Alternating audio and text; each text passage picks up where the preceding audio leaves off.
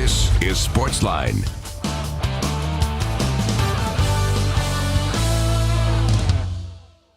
It is such a great pleasure to be with you here at the Country Music Hall of Fame and Museum for this historic day for the state of Tennessee and the city of Nashville, and for the sport of soccer in America. I'd also like to welcome all of our soccer supporters that are here today, and all of those that are watching via all the MLS digital channels here, and it's also telecast around the world.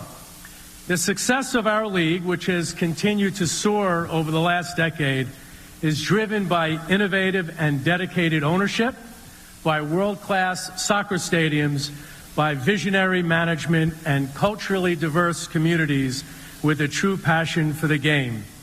There's no doubt that we have all of that here and more in the city of Nashville. And it's just so incredible to see how far we've all come in the last year and a half in this wonderful city.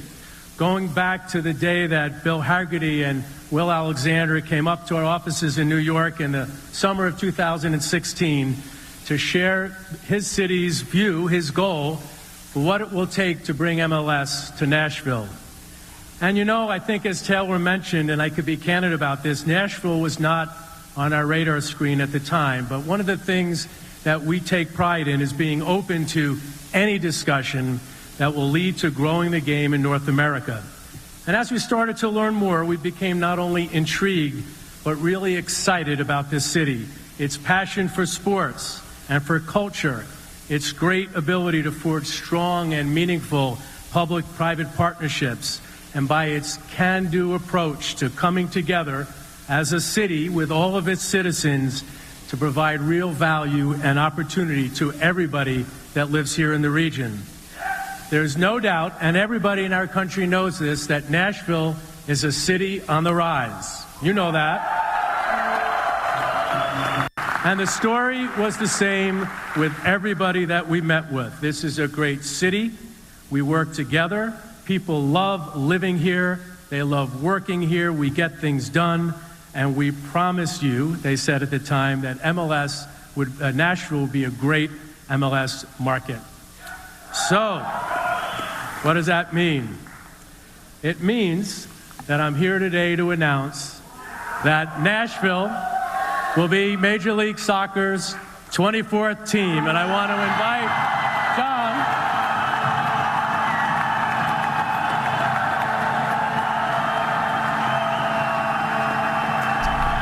All right, there you have it. Good evening, Nashville. Jon Burton with you for Sportsline. It is official. Major League Soccer is coming to the city of Nashville. The official announcement coming earlier this afternoon at the Country Music Hall of Fame and Museum. Nashville FC will start play in 2020 at a brand new complex over at the fairgrounds, and the city very excited about that. So your thoughts on that are welcome at 737-7767. You can tweet me at NC5_Jon Burton. Love to get your reaction to the announcement. Major League Soccer in 2020 coming to the city of Nashville. So now there are three major professional sports teams in our city. Of course, the Predators and the Titans, and now the MLS franchise, the latest in Major League Soccer. So a big day for the city of Nashville, and of course for the Nashville sports scene as well. All right, that's one form of football, soccer. The other form of football involves our Tennessee Titans. Big game coming up this Sunday afternoon at Nissan Stadium against the 10-4. That's right, the 10-4 Los Angeles Rams. And the Titans, well, you probably know by now, they've lost their last two on this West Coast roadie. The latest one coming in San Francisco on Sunday, a heartbreaking loss, losing on a last-second field goal. Titans now 8-6, and if they win out, the good news is they'll make the playoffs. But their playoff hopes are kind of a little bit in doubt right now. We're going to bring in our buddy from Titans Radio and 104.5, and of course the Electric Power Company's Sunday Sports Central. He is our Titans and NFL analyst. The great Jonathan Hutton joins us on the line. Jonathan, thanks so much for being here, Jay Hutt. Happy holidays. You get your shopping done? How you coming along, man? It is December 20th. I am relying on my wife, Claire, for the majority of it. But what I have to do, I still need to do over the next 4 days. So appreciate that reminder. Yeah, you better get on it, my man. The clock is ticking. All right, Jay Hutt, first of all, I just want to get your overall general reaction to the MLS announcement today. Obviously, you know, your concentration on Sundays is the Titans, but on the Midday 180, you cover all of Nashville sports, along with Chad Withrow and the great Paul Kuharsky, who's had himself quite an eventful day. What's your reaction to Nashville becoming an MLS soccer city, as well as pro football and pro hockey? Well, I listened to the press conference both live today on the Zone and listening to the intro there to the show, and I immediately thought the crowd behind it was excellent. The place was packed. And to tie it all together, I know we're going to talk Titans in a moment, that's what the fan base for the Titans would be like right now had they taken care of business out west and returned home at 10-4. But I digress. The MLS team, John, a lot of people, I heard the same things I heard about hockey, where it's like, oh, it's not going to work. They're not going to be able to fill 27,000 in their stadium.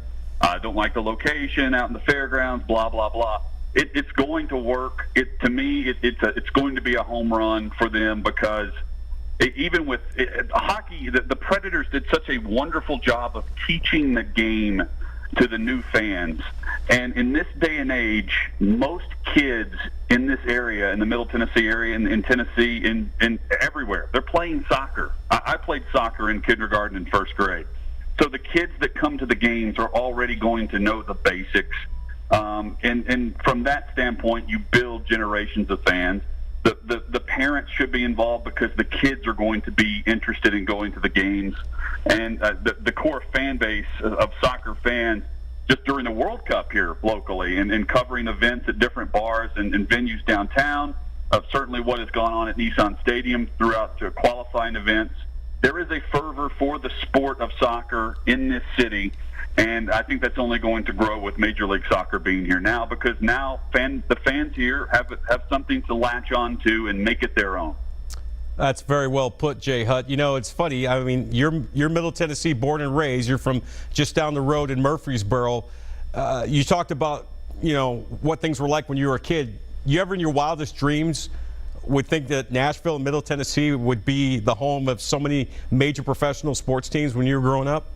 Oh, no, I never thought that I would see downtown just with the buildings that are there now. I remember when the Batman building was the thing to go see and drive by and take a look at. Like, hey, Mom, check out the Marvel Comics the downtown and how it looks so cool next to, you know, the Batman building, the different things going on. I never thought that, you know, there would be a NFL team arriving whenever I was in high school, or, you know, the Predators in the arena being built. And I grew up with stories about Elvis playing at the Murphy Center in Murfreesboro, and now there's so many events going on that there's so many music events going on. It's hard to find out what you want to do each night. I know you're a man about town, John. Even you have an issue with finding a way around to get to every event going on. This just adds to that. Yeah, a long season, the MLS season. I'll be honest with you, I didn't know much about it until yesterday when I started looking up how many home games. Okay, there's 34 games, 17 home games. That's the perfect size event for Nashville and for the next pro sports franchise.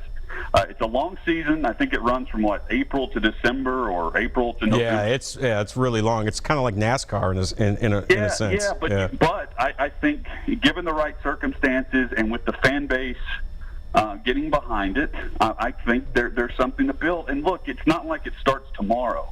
Right. They're going to have a couple of years to kind of get things going with ticket bases and create some buzz about the team. That's next in line for them, but they certainly sound motivated and ready to go. Yeah, I think it's going to be fun. All right, let's talk about the other football team in town, the Tennessee Titans, losers of 2 straight on that West Coast roadie. And listen, Jonathan, I think you and I can relate to this. We can understand this. A lot of the fans are angry. A lot of the fans are upset. You know, they want their pound of flesh.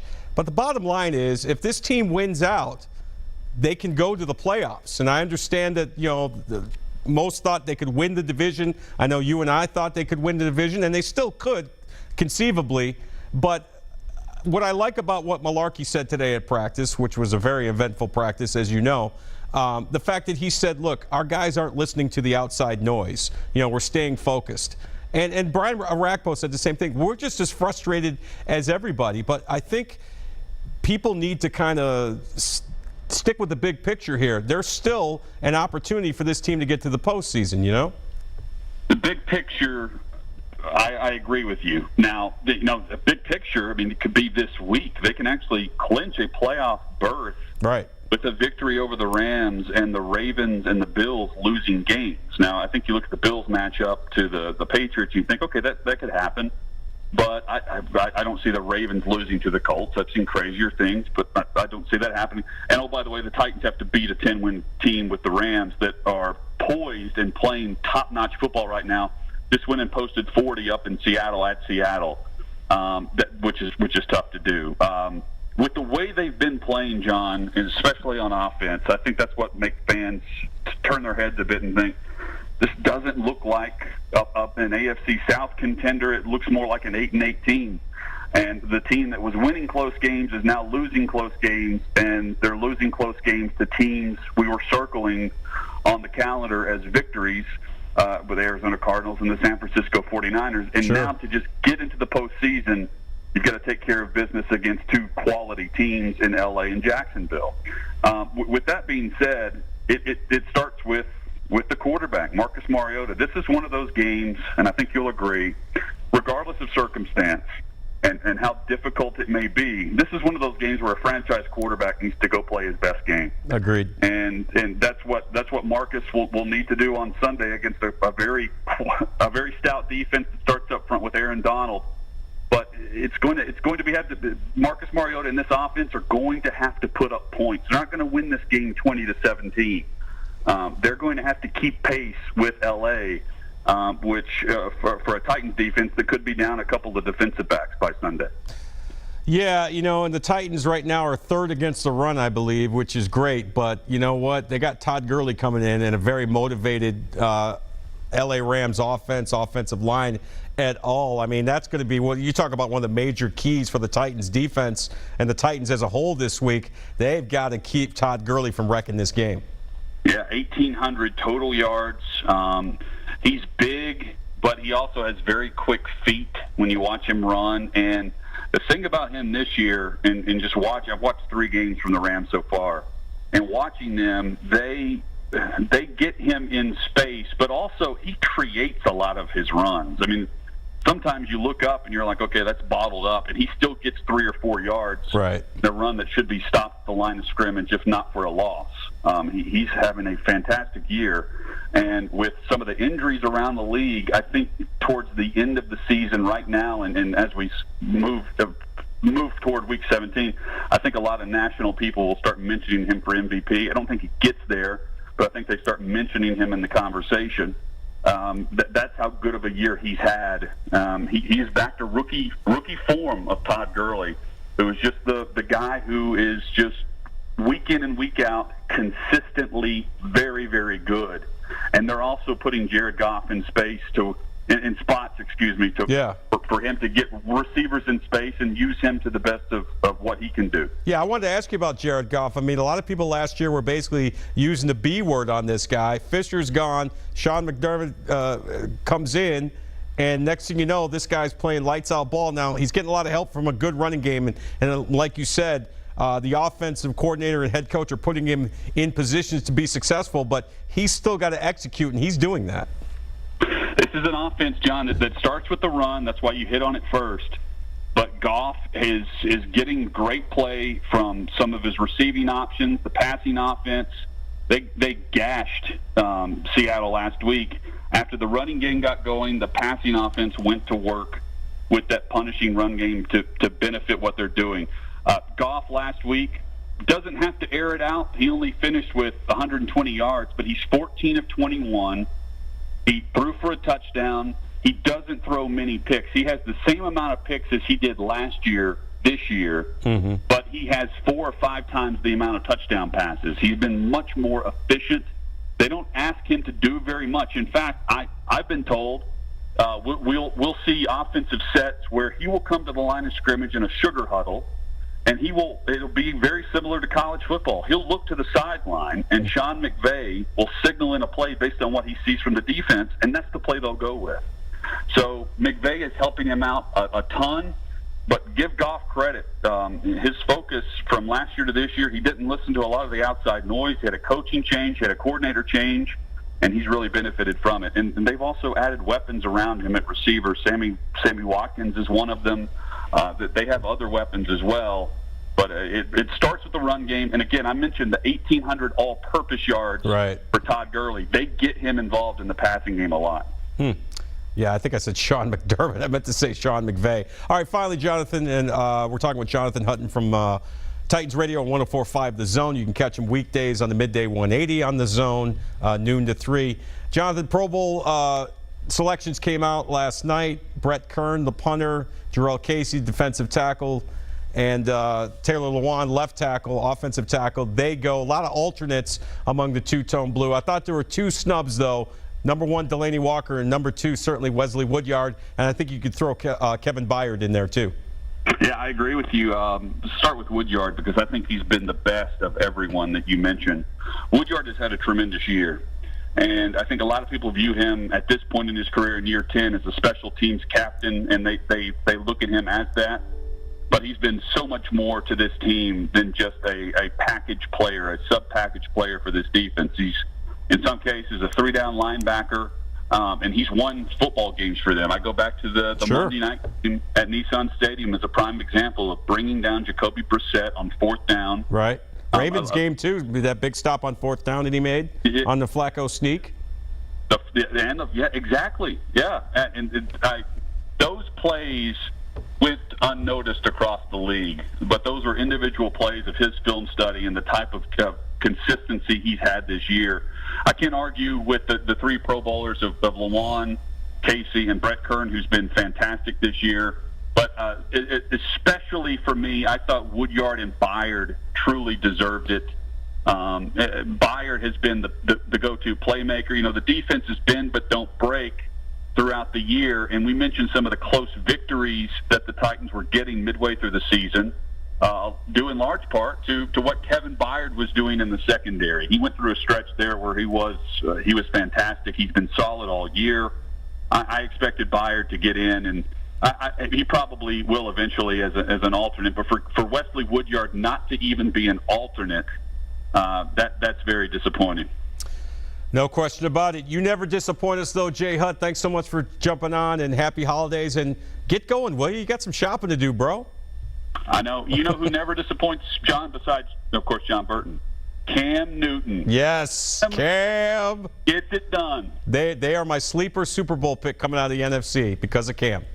We love them. Starting to peak at the perfect time. That's right. All right, Jay Hutt. Thanks so much, my man. Appreciate it. All right, that's the great Jonathan Hutton. Catch him tomorrow on the midday 180 from noon to 3 on 104.5 The Zone, and of course on Titans Radio, working the sidelines during Titans games. All right, we're late for a break. When we come back, today was early signing day. What does that mean? We're going to talk with recruiting expert Barton Simmons about that next. Stay with us.